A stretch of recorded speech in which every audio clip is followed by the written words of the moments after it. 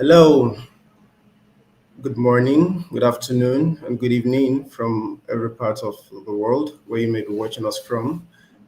Good day, ladies and gentlemen. I'm thrilled to extend a warm welcome to each of you at this kickoff of the SciComNigeria's 2024 webinar series. I'm Dr. Rayhan Folari, a neuroscientist and lecturer of anatomical sciences at the Olabisi Onabanjo University in Nigeria.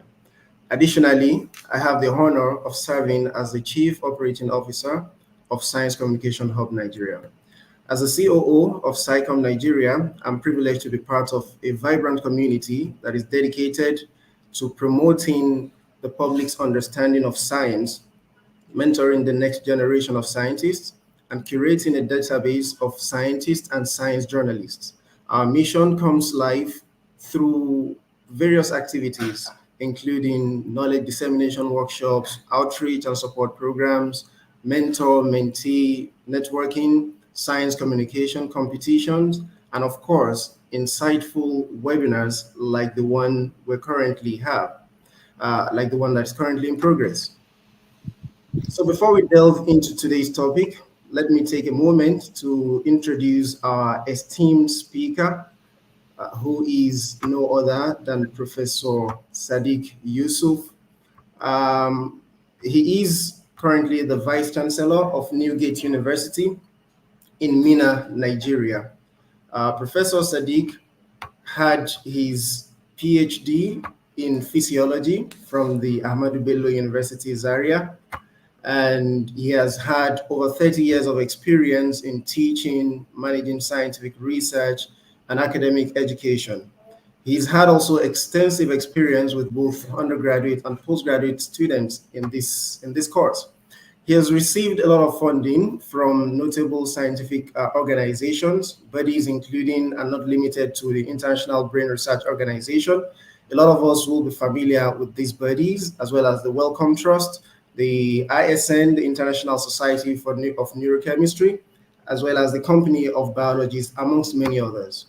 Professor Sadiq's research focuses majorly on the use of simple animal models for cutting-edge research and the training of neuroscientists in Africa. He combines neurophysiological, behavioral, biochemical, and anatomical, as well as molecular approaches in his research. He investigates fundamental principles in the regulation of gastric secretions. He also explores the role of the gut-brain axis in gastric mucosa protection. And his recent focus has also been the understanding of cellular mechanisms that are engaged in cognitive function alteration due to micronutrient deficiency in children. Professor Sadiq has had numerous administrative roles as a director, as a vice-chancellor, as a deputy vice-chancellor. He has, and right now, he was the immediate past vice-chancellor of the Kampala International University in Uganda. He has played a pivotal role in the establishment of innovative staff development programs and student scholarship schemes. He also co-founded the notable and popular Trend in Africa, which is the teaching and research in natural sciences for development in Africa, which is an NGO that is dedicated towards advancing neuroscience and natural sciences research and education in Africa. Professor Sadiq is affiliated with so many professional bodies, including the Society of Neuroscientists of Africa, where he is currently the Secretary General. SONA is a non-profit organization that serves as the umbrella organization for different neuroscience groups and societies in Africa. Without further ado, it's time to bring up on stage Professor Sadiq, who we thank very much for being part of this seminar today. And before we delve into today's topic, let me take a moment. After giving a brief glimpse into the illustrious achievements and careers of Professor Sadiq, I'm excited about the rich insights that today's session promises, and I encourage every one of us to kindly participate actively. Please ask questions and engage in discussions that will contribute towards the collective growth of our scientific community. You are currently streaming perhaps through our YouTube channel and other channels of our social media handles. Please take a moment as a way of quick reminder to set your YouTube notifications using the link provided in the chat. This way you won't miss any updates or future events in our future webinar series. Once again, thank you very much for being here today. Your presence enriches our discussion, and we look forward to an engaging and enlightening session with Professor Sadiq. Now, without further delay, without further ado, Prof is right here with us. So let's turn our attention to our distinguished speaker, Professor Sadiq Yusuf, as he shares insights on biomedical research funding in low-income countries or low-income settings. Professor Sadiq, thank you very much for coming. The virtual stage is now yours. Thank you very much, Dr. Falari, for that initial presentation. Usually it sounds a little bit, when you hear people read about your biography or your profile, like, is that really me? I mean, I don't know what it's all this time. But thank you very much for that initial introduction. I'm happy to be here, and I'm happy to be talking to you today on funding biomedical research in low-income countries. The experience and prospects that I have over the years that I've been involved in this endeavor. I'm currently the Vice-Chancellor of Newgate University, Nigeria, also the Secretary of SONA. Yeah, I've spent substantial amount of my time in Uganda, where I gained a lot of my experience, even though I started as a lecturer from AB Zaria, where I left in 2005 to Uganda. Since then, I'm back home now. I'm very happy that I'm back home. And I'm going to talk about a topic that is very dear to my heart, which is funding biomedical research in low-income countries like ours. It's one of the reasons why I delved into administration, because we do all this science, top-notch science, cutting-edge science outside of this country. But when we come back home, we don't really have much to do because we lack the equipment, the funding to do things that we want to do. So most time, majority of us either stay back where we were or go back to the place that we studied from. So I'm really going to share the experience I've had over the years while dealing with this problem.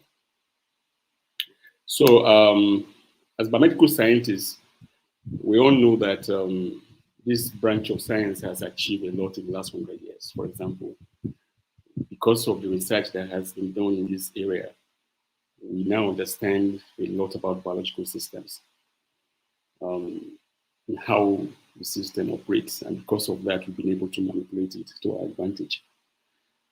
And by also doing that, we have advanced human health and be able to find solutions to a lot of diseases that we initially thought were due to witchcraft and all that.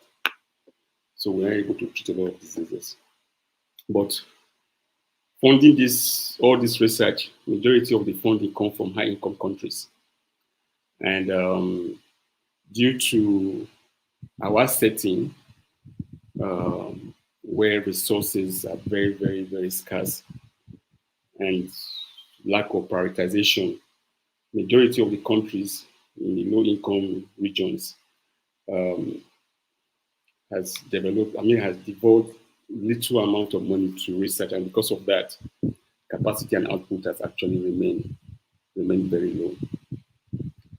So in this presentation this afternoon, I will discuss the current state of funding of biomedical research in LICs, with special reference to Sub-Saharan Africa, but experience in Uganda, Kenya, South Africa, and Nigeria.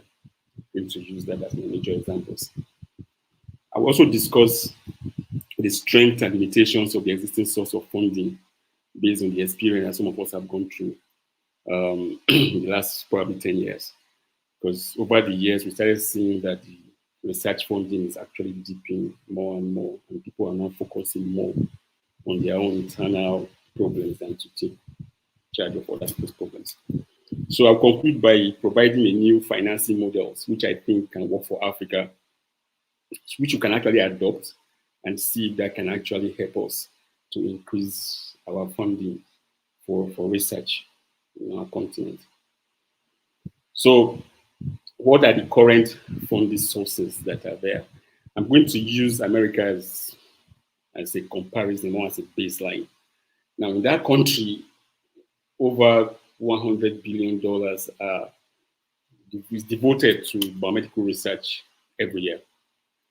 And what's happening there is that the majority of that funding, about 65%, come from the industries, not from government or from individuals, but from industries, which are mostly pharmaceutical, biotech, technology companies, medical equipment industries, all of them, because these are the major beneficiaries of the biomedical research output.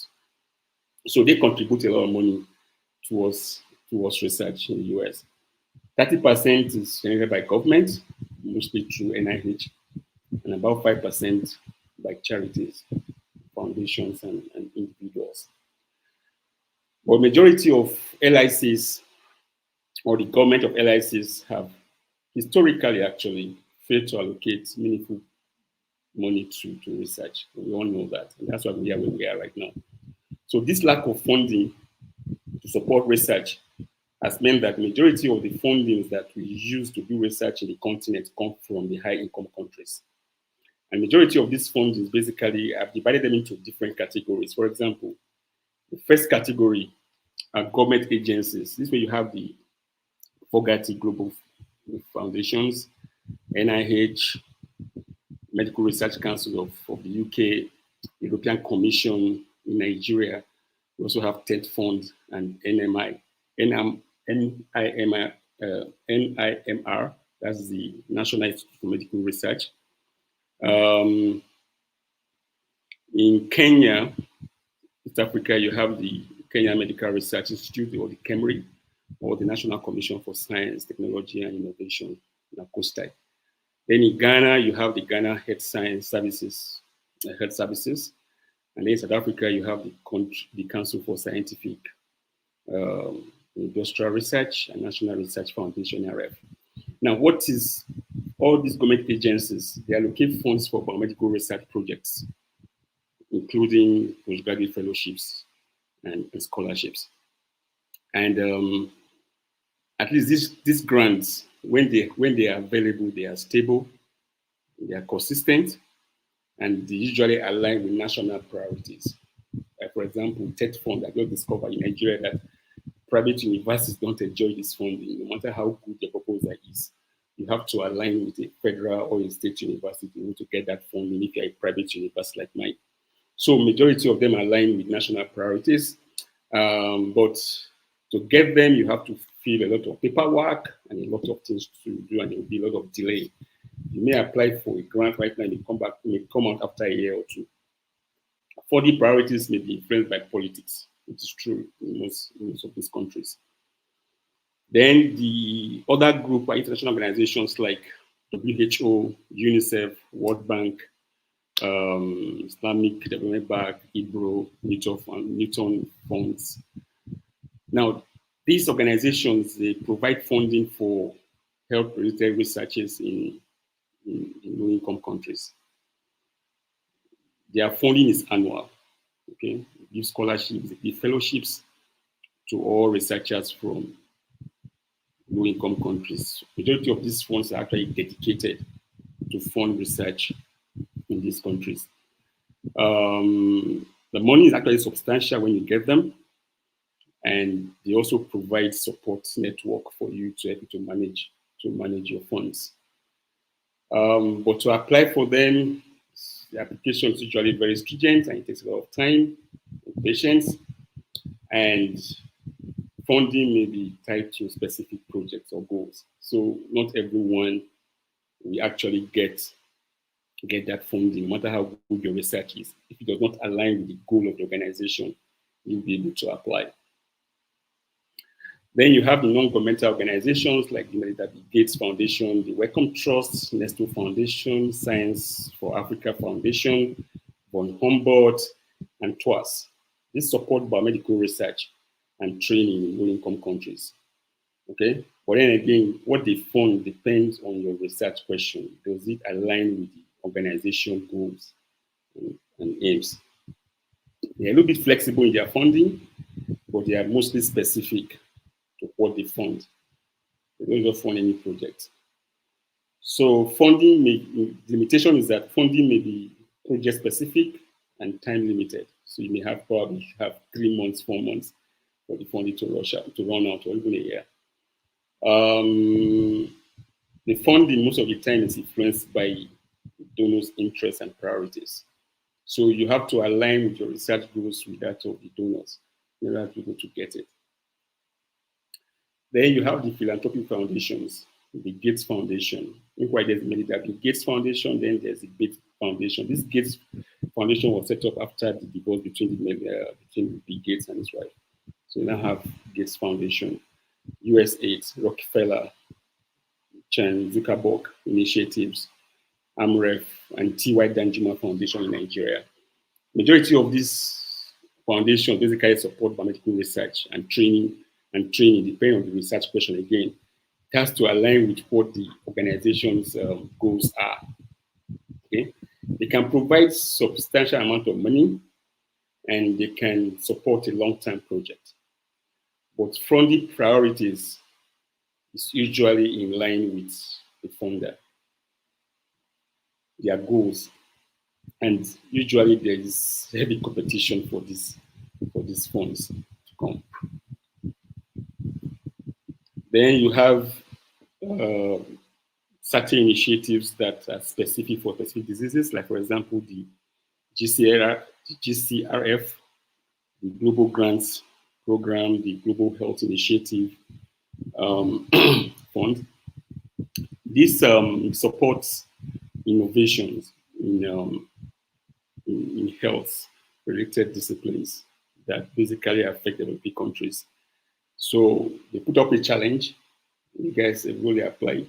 If you have the best proposal that can bring new ideas onto the table, be able to get the grant.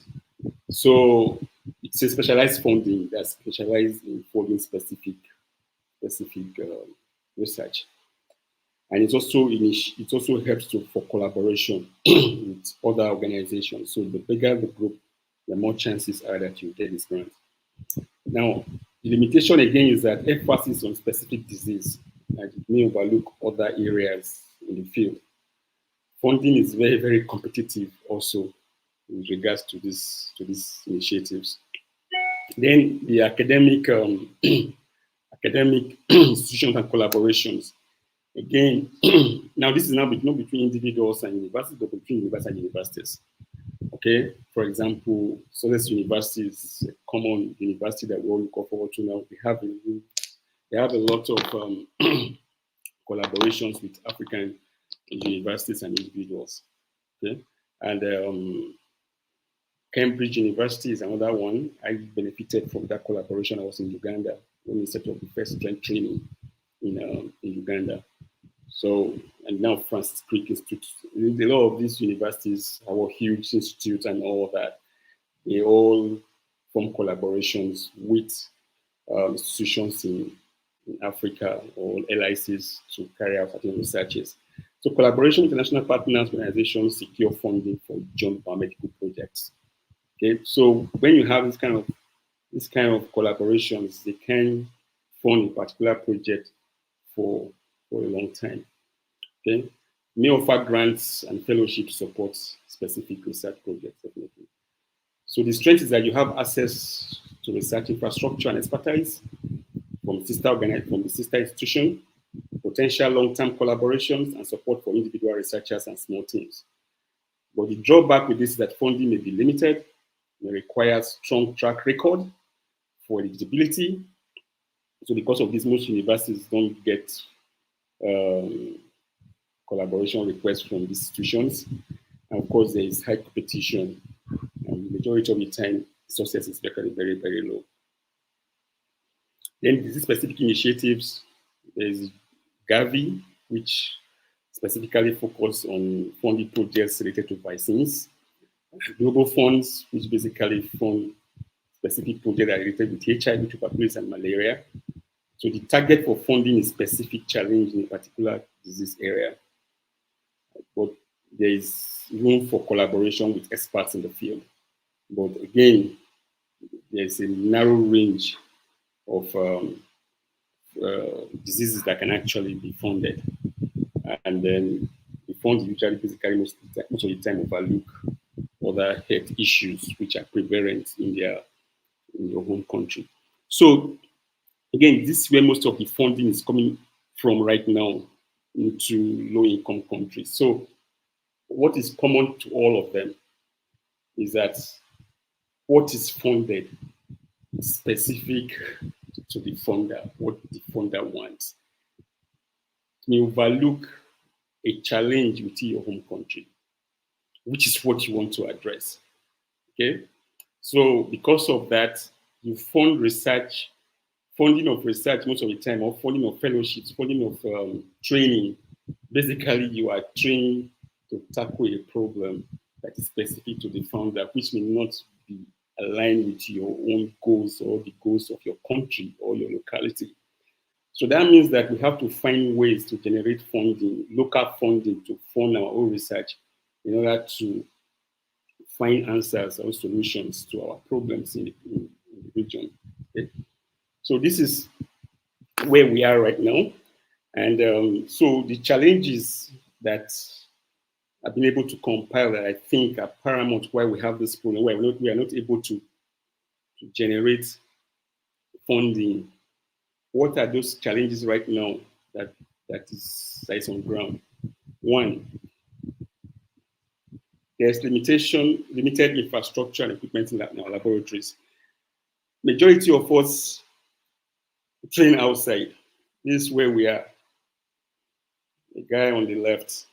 And yet when we are lucky to get one of these grants that sponsors fellowship to a foreign university outside this country, we are exposed to a lot of good equipment, good environment, and we're able to do real science. When you come back home, there's nothing to continue with.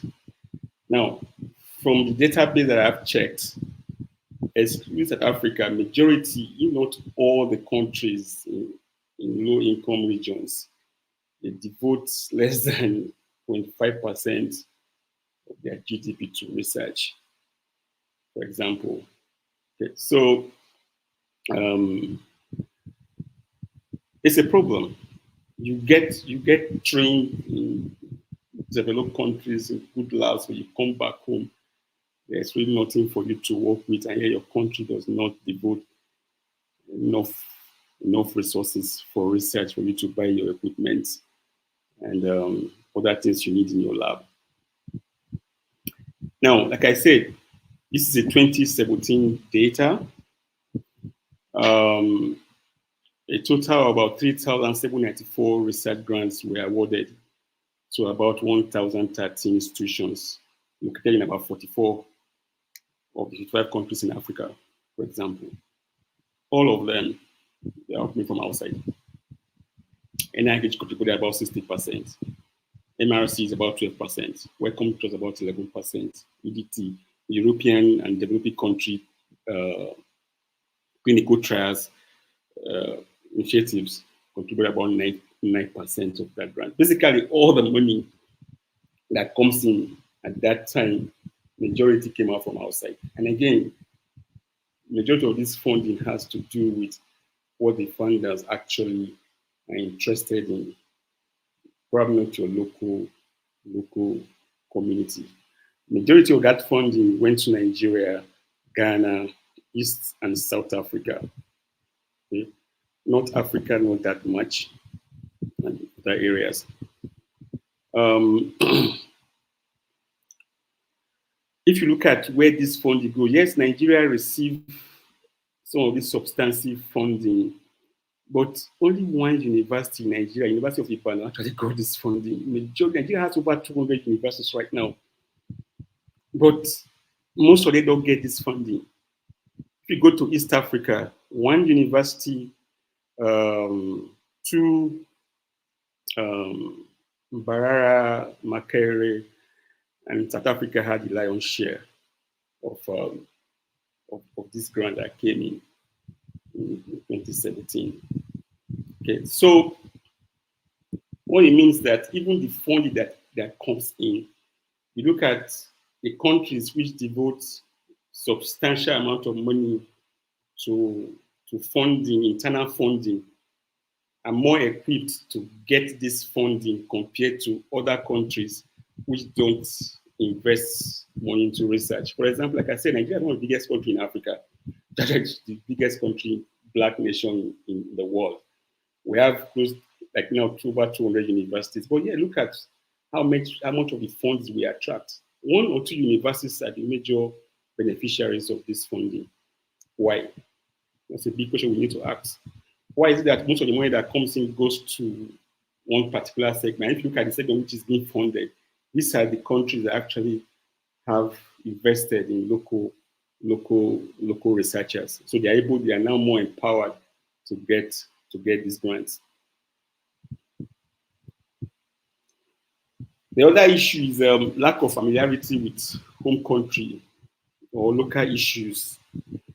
The funders most of the time don't know what is a problem with us, so they can't fund. But if you don't tell them what your problem is, they won't be able to fund them. But the question is, are you more equipped to be able to tell them what the problem is in terms of proposal writing and all that? Are you in position to tell your government that this is a problem that you are facing? We need money to put into these projects. You know, being a vice-chancellor in Nigeria has actually opened my eyes to a lot of these things, which I didn't know were in existence before. I mean, the politics of it, actually, in trying to get government to fund universities. When I was an academic staff, early days as an ASU member, we used to make, yes, we fought and went on strike to get TED funds to become a reality. Yes, TED fund is now there, but what exactly is it doing? Is it meeting the obligations? Is it meeting the objectives of what it was set out to do? But what is the scientific community doing about it? It's not just a matter of the academic staff. What about the societies who see this problem, who are supposed to provide solutions to the problems by getting grants, but what are they doing? And even when they get these grants, what do they do with them? When I was in Uganda, for example, I know a lot of guys that got TED funds to come and do PhD in Uganda, but as soon as they get the money and come to Uganda, they invest the money in other things. But TED fund had no way of checking what that money was used for.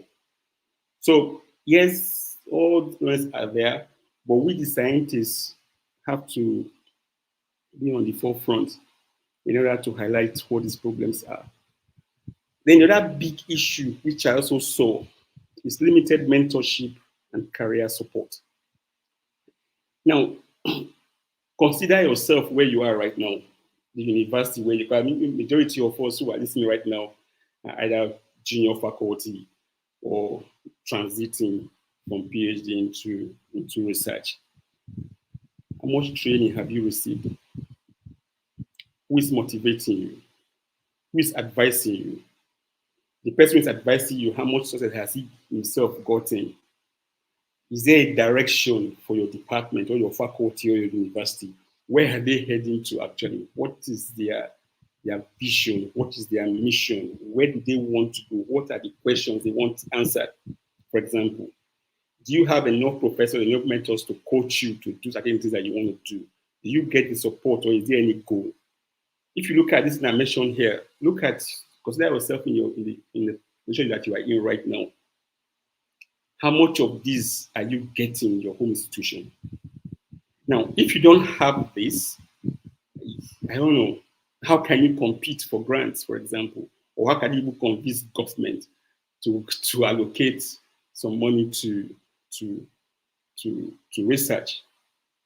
But we stay in our homes, in our offices, and cry over this lack of funds. But is there further support to guide us to do this? I'm a beneficiary of a good mentorship, and probably that's why I'm able to do things that I do. My master, when I was doing my PhD, I was lucky enough to get in touch with Professor Andrew Nock, who had just come back from Germany at that time. It changed my outlook completely on how I see myself as an academic staff and as a researcher in the first place. So I was a beneficiary, I'm a beneficiary of such mentorship. Unfortunately, Dr. Andrew has passed on about 5 or 6 years ago. I still owe him a lot of gratitude to today. So again, low-income countries' priorities and high-income country research priorities differ in many areas. So because of that, you're going to get shortfall in research grants. Okay.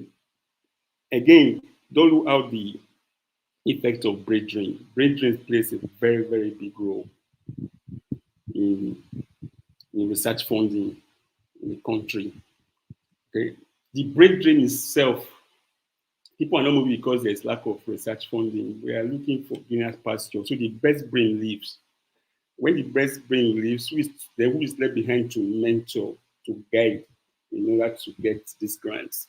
I have a lot of friends who are currently outside, who are Nigerians, Ugandans, Kenyans, who are currently outside their home country.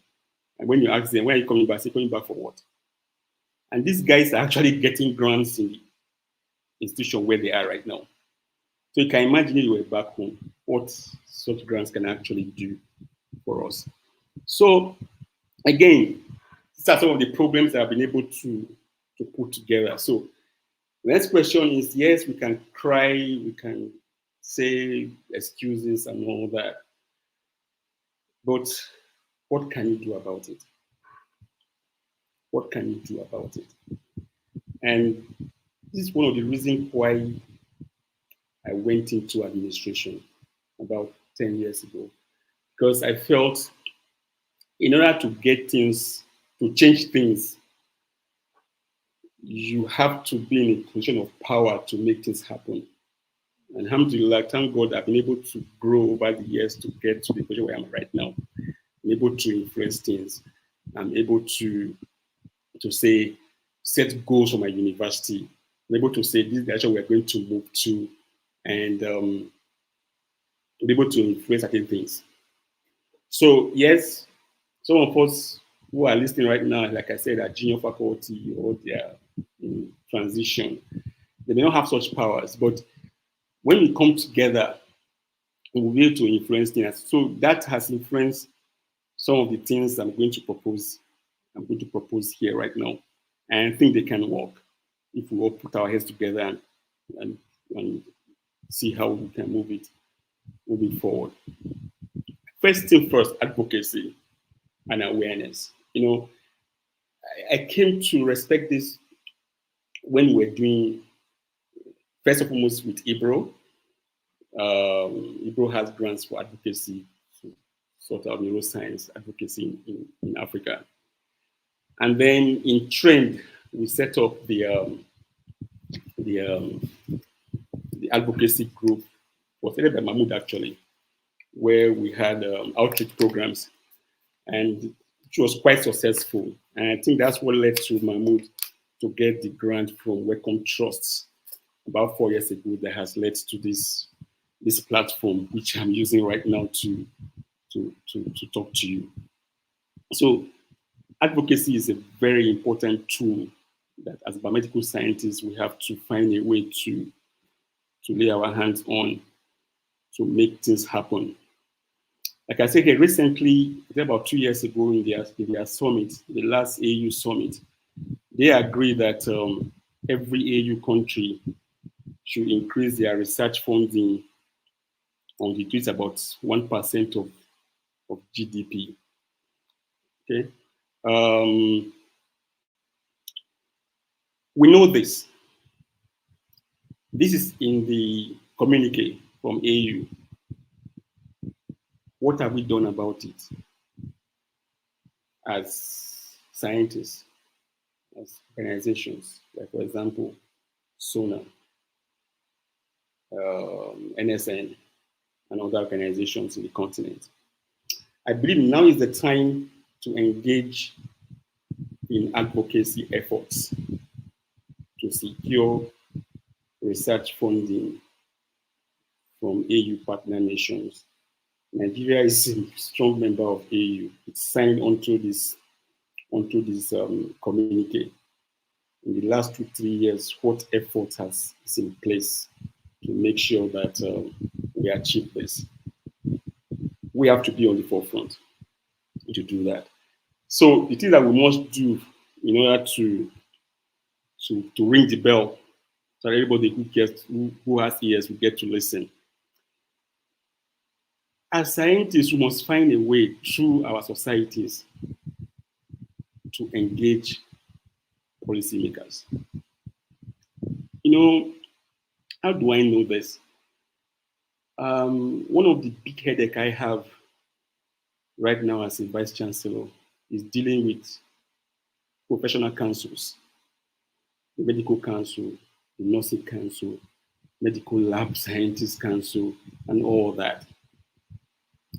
These guys have found a way to make sure that they go directly to the policymakers to enact laws that favors them. And these laws sometimes go counter to NUC, National University Commission. So as a Vice-Chancellor right now, I'm to deal with NUC separately. I have to deal with about 4 or 5 different councils separately. And when you raise questions as to why that is the case, they will pull out the law for you. There's a law. How did they get the law passed? Because they found a way to lobby policymakers to approve their things for them. So why can't we do the same? Why can't we do the same? So we need to engage these policymakers. Majority of us, some of us know senators, know House of Rep. We voted for them. They represent our constituencies. I engaged one recently where my university is located. I engaged the senator that represented that constituency. I said, no, you must get me 1, 2, 3, 4, 5, or else I contribute money to this community. So I must get certain things from the government. And you have to do it because you represent the constituency. Or else you come back and say, we're not going to vote for you. So we'll find a way to interact with these policymakers. And I think Mahmoud is also doing a very good job in this sense because he has been able to, when he gets the position of a special advisor on science matters in the state, he has used that position again to advocate for a research institute, which the biotech. So it works if you put efforts in it. So again, we should not. Majority of us, I read a lot of review articles. Almost all of us are working on natural products that influence here and there and all that. We must collaborate with the traditional healers, people who know the history of these products and the local communities, so that we can actually marry our objectives using standard protocols to be able to validate whatever they are doing. Now, if we can bring this to the notice of the localities, for example, when governments, state governments, local governments are making budgets, the community themselves will be the one to advocate for you. And I've seen this happen because we have done it, whereby by collaborating with the communities, we're able to get certain things through and we get funding to solve our problem. The funding was not for a research project, but it was for a different thing. But it does work. Okay? Then we can also seek partnerships with NGOs or governmental organizations. Nigeria has a lot of them. Recently, I discovered that there's an organization in Niger State called Hyperdeck. Hyperdeck is an organization that is designed to solve the problem of areas which generate electricity for the country. So they want to see how this community had benefited, and they had problems with M&E,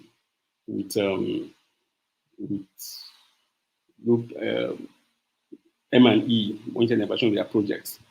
My university said, okay, fine. We can work together to solve your problem. And through that collaboration, even though it's a government organization, we're able to get certain funds from them to carry out community sensitization in about 10 communities that span Niger, Kaduna, Benue, and Katsina, I think, yes. So partnerships do work. If you align your objectives with them, you can bring in funds. Align your research priorities with health needs of local population.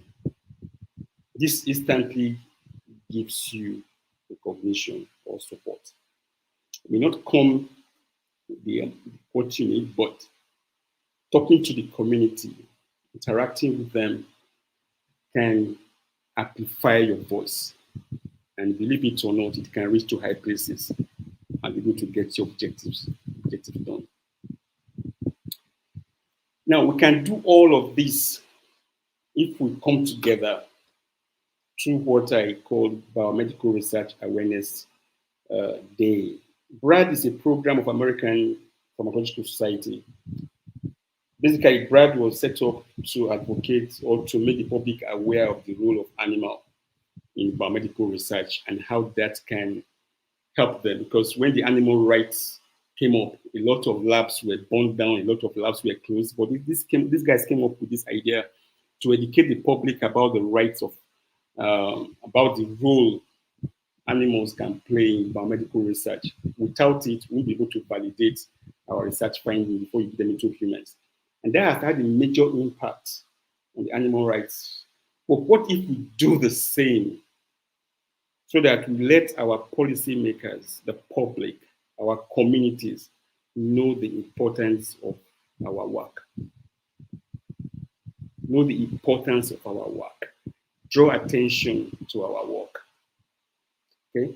So you have HIV/AIDS Day, you have Malaria Day, you have all kinds of days. Why can't we have Biomedical Research Awareness Day, where every university that has a biomedical program, that has a biomedical outreach, we voice and ring the bell of what I've just mentioned, and then we'll see what's going to happen. So I think if we adopt this same approach in advocacy, we can get to the people that listen.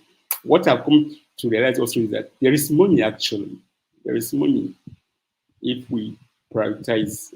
I've seen a lot of clips of African countries where politicians just award money to themselves and all kinds of things, and the money that goes down the drain, corruption and all that. But if we can only get 1 or 2% of that money, it can actually have a lot of influence in research funds in the continent. Now, the other aspect I will most look at, we take advantage of, is the scientific diaspora. So what I mean by that, these are people who have left, or what we refer to as the brain drain, people who left the continent to go get greener pasture. If we use that opportunity of what they have, we can bring in substantial amount of money into research funding in our institutions. What do I mean by this? The mechanisms that I'm going to talk about may not replace the loss of human capital, because so it's gone.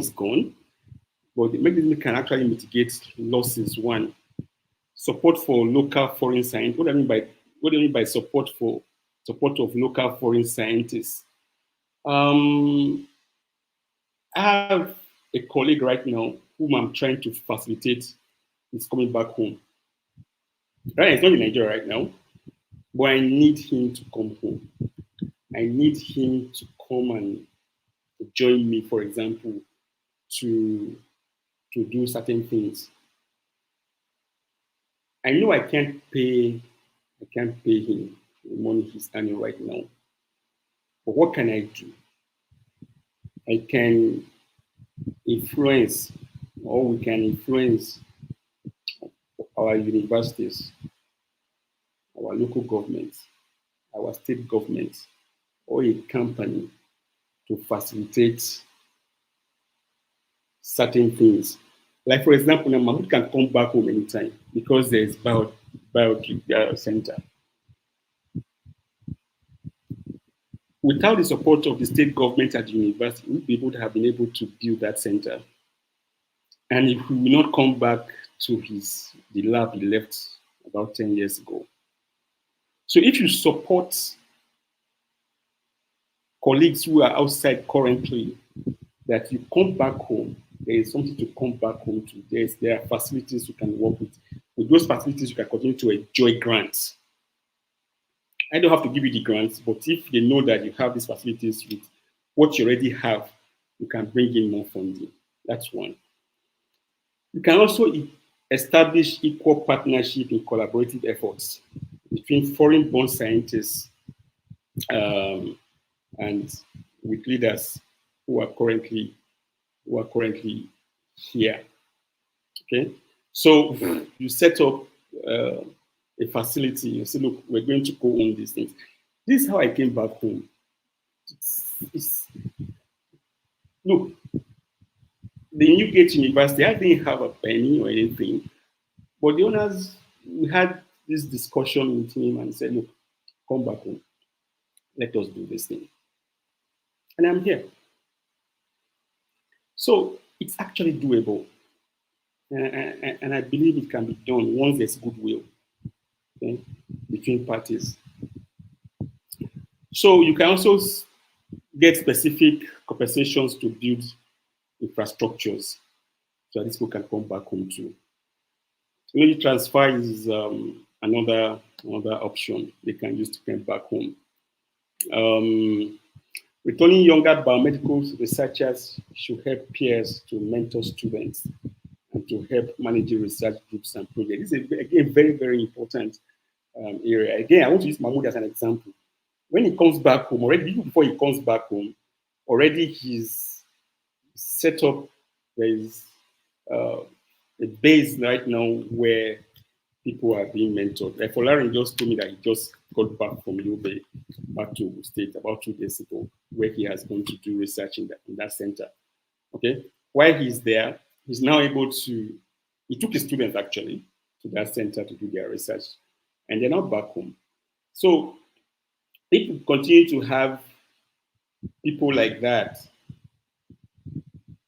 advising and giving others advice and support, yes, that can also bring in grants.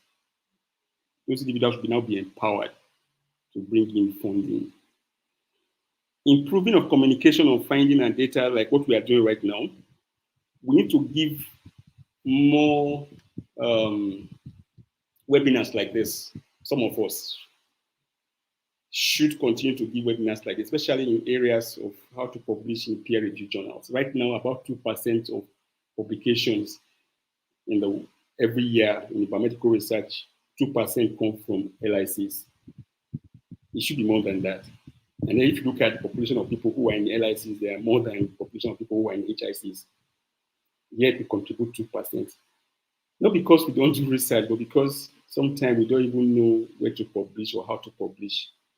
So we need some of us to continue to talk to our peers in this area.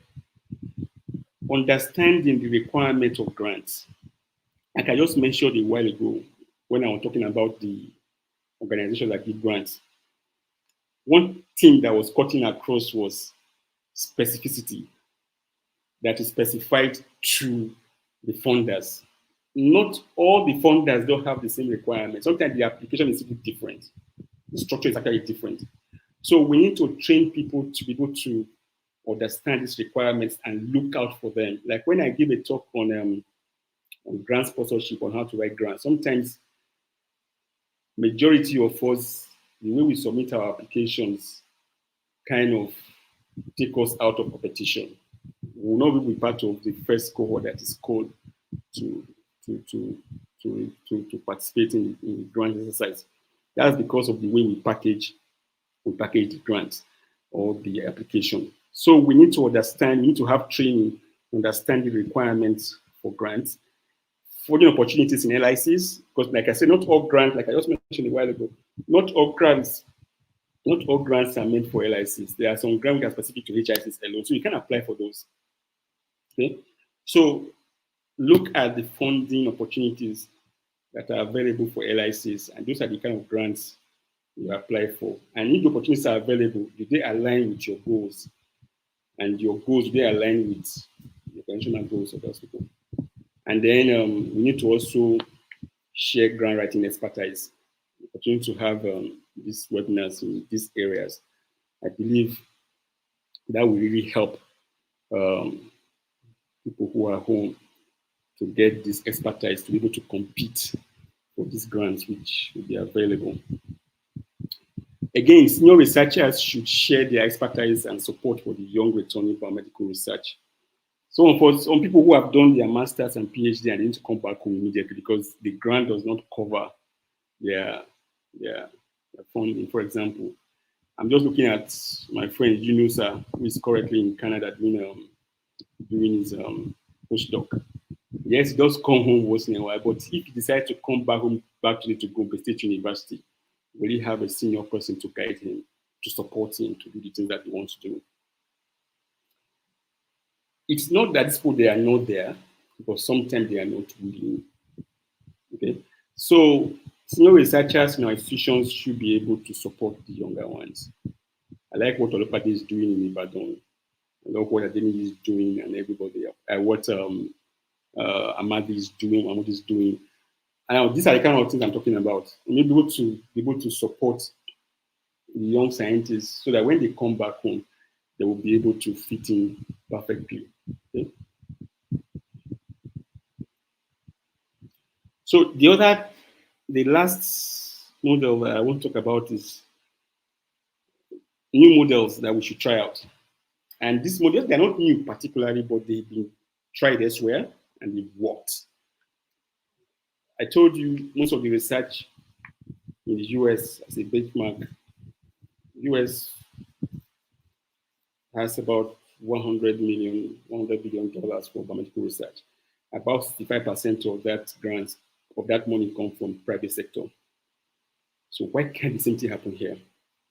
So why can't we establish a biomedical innovation trust fund? What is stopping us from doing that?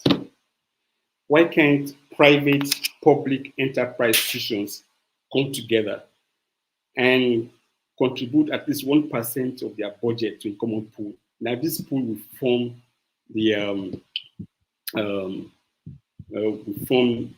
this trust fund.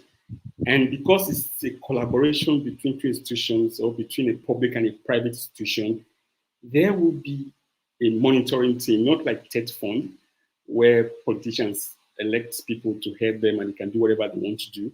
But because the private sector is also part of this, then you have a trust, a board of trustees that actually manage these funds. And people can actually buy in, write research proposals and get in. And how do you get the private to buy in? It's what the US did. Give them tax incentives.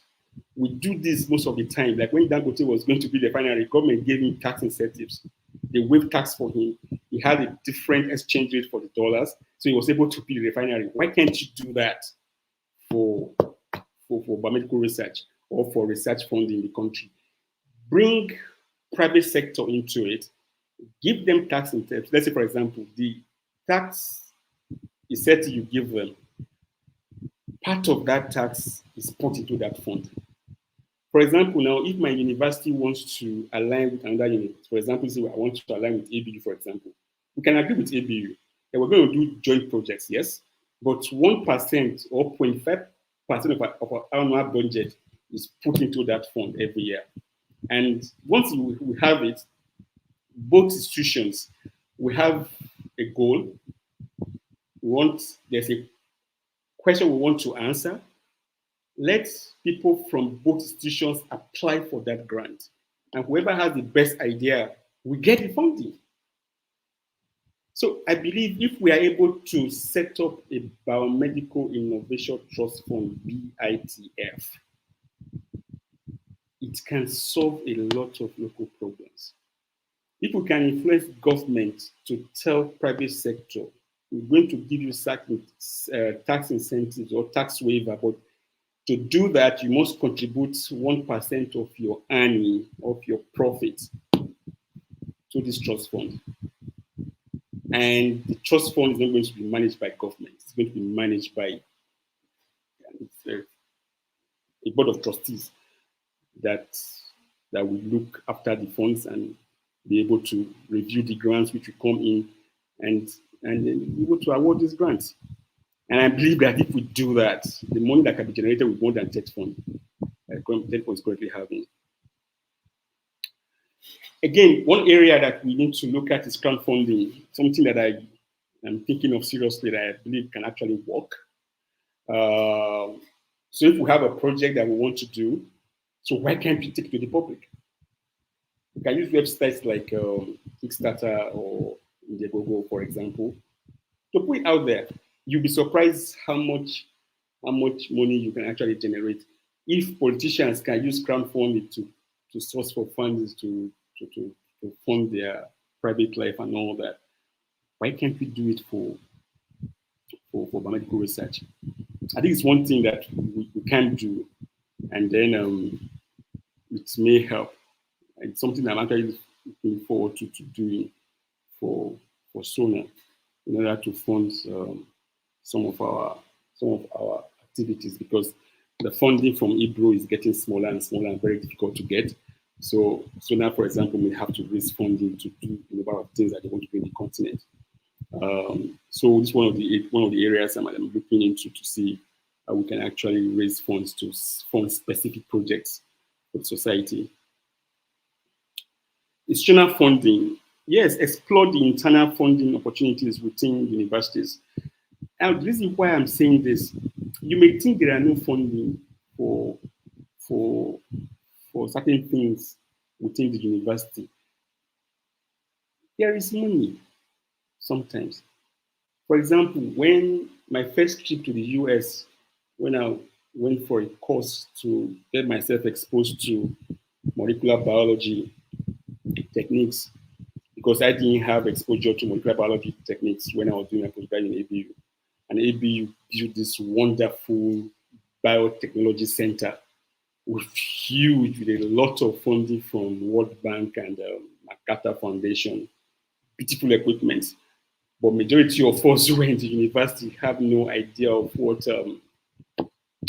biotechnology was or molecular biology techniques were, and all that. So I applied for a course in the US and I got accepted for that course, but it was going to cost about $4,500 for a 3-week course. I didn't have that money.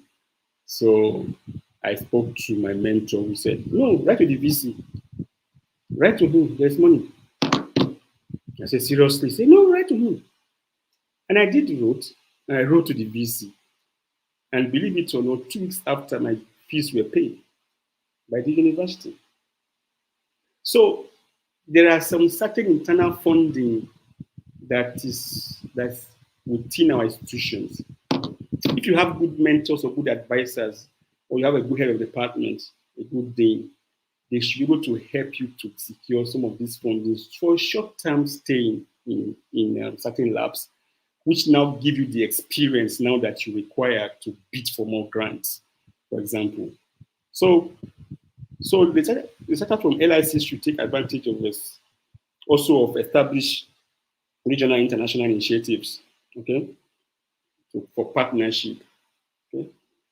So you can partner with Melinda Gates, you can partner with global funds, you can partner with MacArthur to do certain activities. Universities can do that. And universities can do that. Yes, who is the university? The community. Who are the communities? You and me. We have to bring this to the attention of the university's administration and push it. and then you're able to now get this collaboration through. So in conclusion, my friends, the prospects of improving biomedical research funding are not exhaustive. Like I said, these are some of the ideas that I've put together over the years to see how we continue to improve biomedical research. So, however, I believe that by adopting what I've just mentioned, researchers from LICs can contribute to scientific discoveries and plays a very crucial role in advancing treatments and cures for population. I also believe that regional or continental societies can establish and implement guidelines that allow international researchers who are conducting research in Africa to create capacity and also to help train the next generation of scientists. But what is currently happening is that these guys will come in, collect data, and go back and publish, and that's it. Your name is in a paper, fine. But after that, what next? African scientists can develop research infrastructures and cultures within their own countries by collaborations, like what I've just mentioned.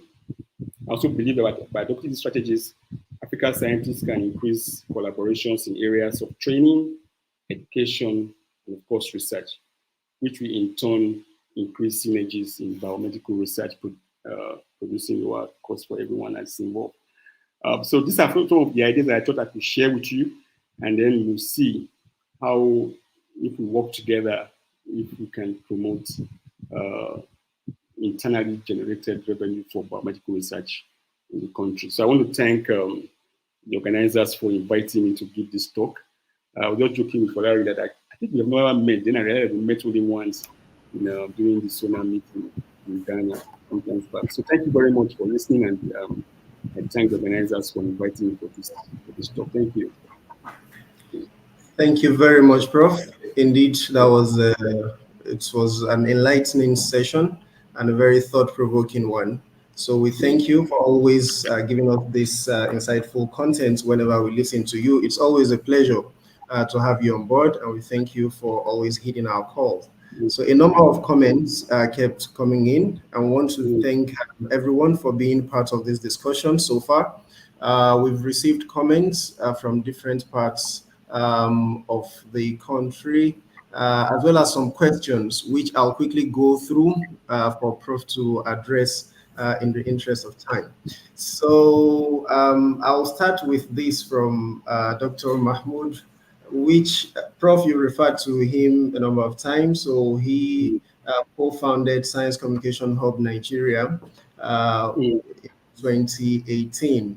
And here is a question that he chips in, that since most funding is coming from high-income countries, so is there a way that we can influence these external funders to understand how to fund local ecosystems without applying the same thinking of their own ecosystem? Is this a possibility, Prof? Yes, it is possible, Mahmoud. I mentioned about collaborations between scientists in diaspora and the one home or institutions. So if we're able to have that collaboration, we'll be able to now influence the kind of research that we do using our own technology and our own research questions. Like I said, this is what I believe, how we can do that. Because if we don't do that, we'll continue to answer their own questions. But if we're able to form this equal partnership with them, where we say, let's find the problem within our society or within our community, and we're able to get those collaborations through, definitely, why not? For example, if you're able to get Sussex University and Newgate State University to have an MOU to solve certain problems, that would then you'll be able to change your own ecosystem, the money that you're going to get from Sussex to fund research back home, physically. So I believe that's the only way we can actually achieve that. All right, Prof. Also, so it seems that in line with one of the things you mentioned, which is to encourage collaboration and synergistic efforts towards increasing the funding or making them available. So it seems that there are too many initiatives for supporting biomedical research in Africa. There are quite a good number of them. So, but they are disjointed or competing with each other. This is a quite familiar situation. Yeah. So Mahmoud is asking, how can they align for the benefit of local science? Is there a summary? I mean, how do we advise for this to happen? Yeah, that's why I said, for example, if we have the Biomedical Research Awareness Day, that will bring everybody together on one umbrella. Just what we've done with trade, where different scientists come under the umbrella of trade and to be able to advocate for one objective or objective that fits all. So as scientists, if we're able to all society, for example, Nigeria, NSN, Neuro Society of Nigeria, Anatomical Society of Nigeria, Neuro Society of Nigeria, and there are just so many of them. If we can all say, look, we are biomedical scientists, let us form one body under the broad concept. We'll be able to pull all our synergies together. I'll be able to speak with one voice. We can do this, Mahmoud and others. We've done it with Trent. You are doing it. Olarin is also in his own way trying to do what he can. Imagine is doing to do what he can. And sure, if you put all these line minds together from different aspects, from different parts of the country and the continent, we'll be able to form one formidable group that can speak with one voice. This is the importance of what I'm trying to say. We need to come together to collaborate, to have new thinking. We are different from what we used to have, and that's why we could. Yet we don't have funding to do the things that we want to do, but we must think differently now. This is one of the things that we can do by advocating for Brad. We have things like Brad, yes, we can do that. Indeed, Prof. And we have so many cause to come together, really, from the Mm. departmental levels across different departments, different faculties, even within universities. We perhaps need to come up with a common goal and have this group spirit. Thank you so much, Prof. In addition to this, our local funders, you mentioned Dangote, and we have so many others. Mm. We have rich men everywhere.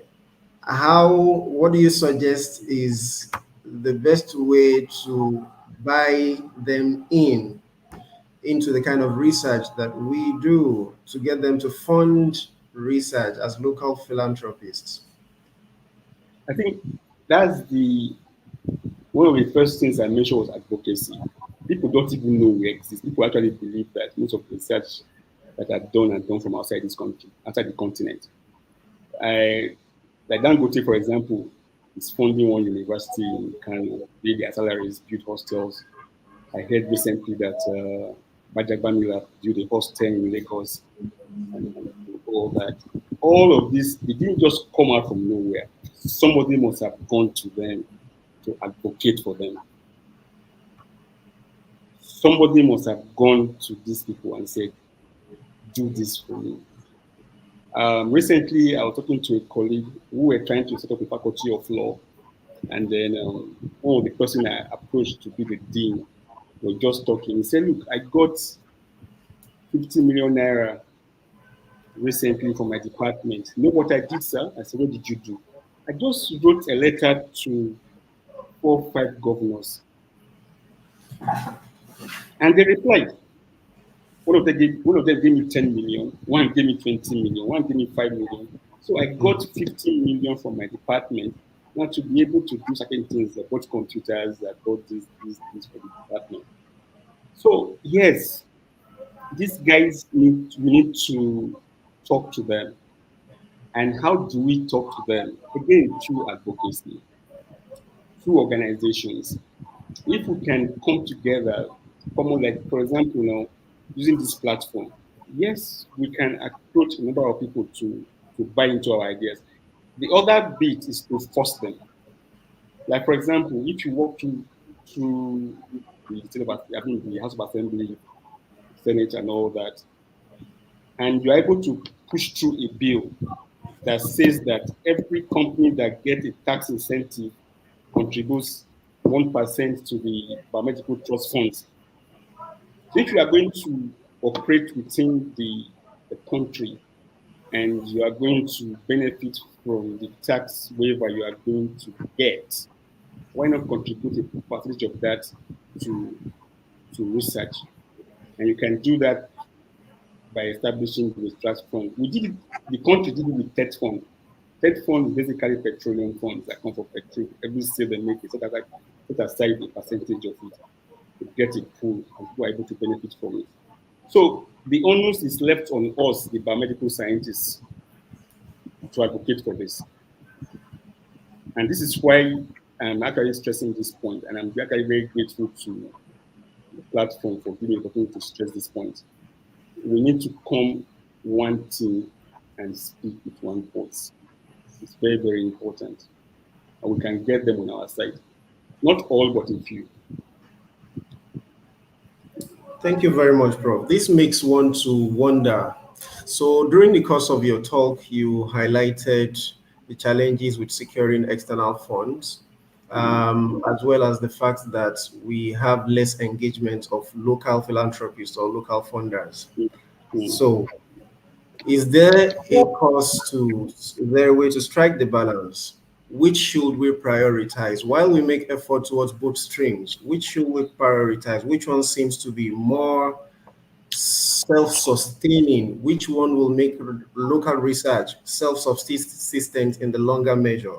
Is it to find ways to compete for foreign funding of local research, or to find ways of increasing local funding for local research? Yes, of course, a more sustainable option is looking for local funding. I give you an example. SONA has depended on IBRO for funding secretariat over these years. Now IBRO is trying to withdraw that funding. So for the last 30 years, SONA has not found a more sustainable, locally generated means of sustaining its activities in the continent. Now that the funding from IBRO is drying every day, we'll now be forced to look inward. So a more sustainable approach will be to look inwards to make sure that we get locally generated funding for our research. And doable. It's just that, like you rightly mentioned a while ago, or Mahmoud actually mentioned, we are too disjointed. We have too many competing organizations asking for the same money from different people. At the end, nobody will take you seriously. So in order to, as we continue to ask for funds, but we continue to put efforts at home to make sure that we are able to put together a formidable team to be able to change things. We don't do that, then we continue to rely on foreign funding, and which is drying up daily because they have their own problems. They will solve their own problem before they solve yours. Definitely. So I really advocate that we all come together under one umbrella to make sure that we influence things. And I think this point from Dr. Kale is further substantiating this need for local encouragement or persuasion. Because sometime during your talk, you mentioned that the local universities in local investment in research is going to bear double fruits. The fact that we are not funding research locally is making us not able to compete favorably with the outside world. So when we get this local funding, it seems that we will be able to compete better on the exterior and also be able to fund our research locally. So Dr. Kale is mentioning that he thinks that we have a very strong internal problem in our educational sector, and he wants to ask why are African institutions, particularly in Nigeria, perhaps not partnering with industrial sector in our research. Do you have an insight into this, bro? Again, like I said, it has to do with us, with the biomedical scientists, or the institutions that which we head. I give an example of, let's say, Afeb Babalola University. It's a private university in Nigeria. This university has a lot of collaborations with industry. both within and outside Nigeria. And they are able, that has brought a lot of funding to the institutions, and they've been able to do a number of things that other universities have not been able to do. How was that possible? The founder has an idea, uses contacts very well, and makes sure that he forms the collaborations. University of Lagos is also doing that very well. And some other universities, again, in the South are also doing this very well. I just mentioned a while ago that Dangote is funding a particular university in Kano, paying their salaries, student buildings, and all that. We need to have us who are doing the research, those who are actually feeling the pain, we need to identify. Don't forget, this country has a policy on public-private partnership. How many universities are taking advantage of that policy? I said, becoming a BC actually explains a lot of things. I have just covered a lot of laws in this country nobody is benefiting from. I mean, that policy and the corporate social responsibilities that is enshrined in those policies, why are we not taking advantage of them? How many of us have actually read one or two laws that have to do with science education in this country? Think about us now, the beneficiaries who are asking these questions. How many of you have actually taken time to listen to debates in National Assembly? How many of us have actually bothered to see how you can raise a paper that influences decision making in National Assembly? These are the problems. So we also have brains on our side. I didn't know this until recently, that we can actually influence things to favor our own profession. I mentioned the councils, medical council, nursing council, laboratory council. These guys have mastered the act of influencing politicians to enact laws that favor them. Why can't the scientists do that? Why can't we?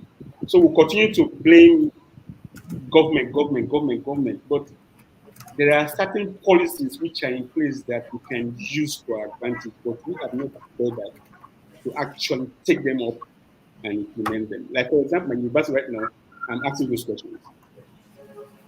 I am asking those questions every day. What can we do? This is the law. How do we implement it? But you know, private universities are not supposed to. But we are training Nigerians also. So why can't we do it? Okay, Prof, write a paper. I will write it and I will take it to you and I will discuss it until it gets to where it's supposed to get to. So we must make sacrifice. And that's what some of us are actually doing over the years, making sacrifices to make sure that certain things are actually put in place. If I tell you the sacrifices we have to make change stand, you won't believe it. There are times I had to drive over 400 kilometers to and fro 2 times to go to Kampala, back to Ishaka, back to Kampala to Ishaka to make sure that certain things are actually done. So that if we are able to do those trainings, then train can now have a base on which it can now use to advocate for other things. So certain sacrifices have to be made by some of us. I'm sorry, but if you don't do that, nobody will do it for you. Nobody. Thank you very much, Prof. I think because of the how germane this topic is, it's yielding quite a number of concerns. But we'll take, the last two comments from you. The first is, as a vice chancellor of a private university, you perhaps have some perspectives as regards TED Fund. And you mentioned, you alluded to something about that earlier.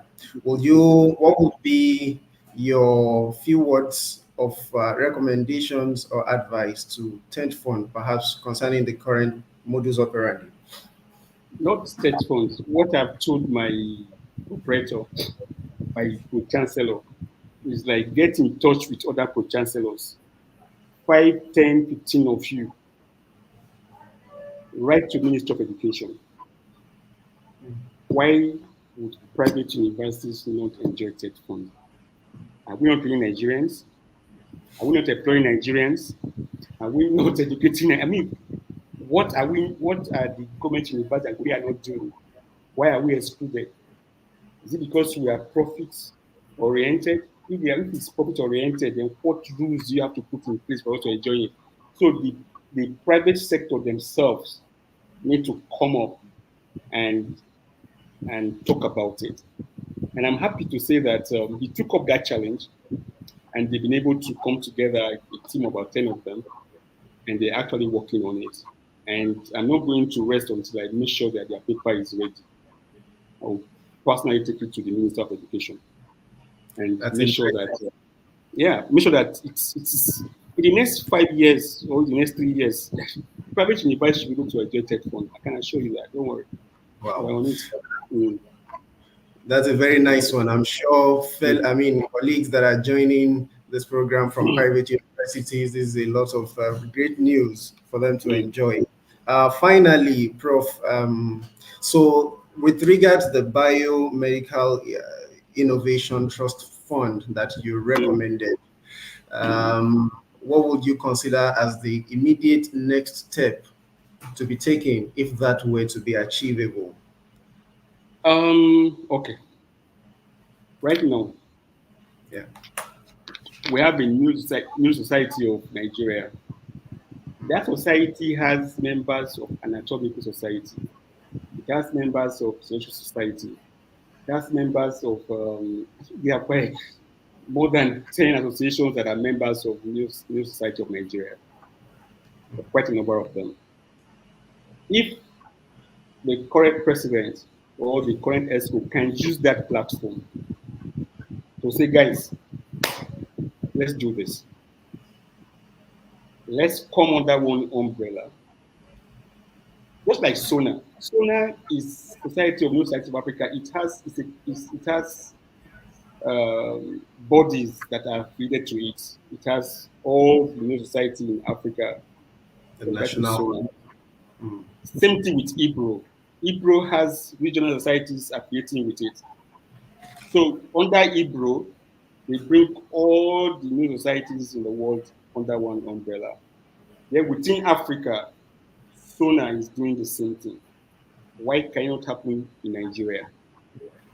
Why can't NSN bring together physiology society, anatomical society, what do you call them, hematological society? Even physiology now has like 2 or 3 branches. Anatomy has another 2 or 3 branches. I can't remember. So why that? So why can't NSN say, come, you guys, come. Let's do this. Let's have a SONA-like umbrella that all of you subscribe to, and then we can now use that umbrella to now advocate for what we want to advocate for. This is what I'm saying. Yeah. These are the new perspectives that we need to bring on board. Yeah. So we really need to set that foundation of a common ground, bring ourselves together before we are able to achieve that. Thank you very much, Prof. So, ladies and gentlemen, what an enlightening and thought-provoking session it has been. So on behalf of Science Communication Hub Nigeria, I would like to express my sincere gratitude to each one of you for joining us today for this insightful exploration into biomedical research funding in low-income settings. I hope you found Professor Sadiq Yusuf's perspective as enriching and inspiring as I did. His wealth of knowledge and experience has undoubtedly contributed to our understanding of these challenges that we've always talked about, as well as the prospects in this critical field. Remember that our commitment to advancing scientific knowledge doesn't end here, right? It's just the beginning of an exciting journey for us at SciComNigeria. So as we wrap up today's webinar, I'm excited to share that SciComNigeria is incorporating science advocacy into this year's activities and competition, which a lot of people have been looking forward to. Because perhaps I've been reading into Prof's mind, I have been taking keen interest into how discussions go in the National Assembly recently. So we believe in the power of advocacy really at SciComNigeria. That's what we stand for, science communication. And we believe that it will help to drive positive change and also foster a deeper appreciation for the importance of science in our society. So a special thanks to you, Prof, for sharing this expertise and insight with us today. We appreciate you because your dedication to the field and passion for the research are truly commendable. So before we conclude, ladies and gentlemen, let's take a moment. Please take a moment to share a feedback through our post-event comment sections.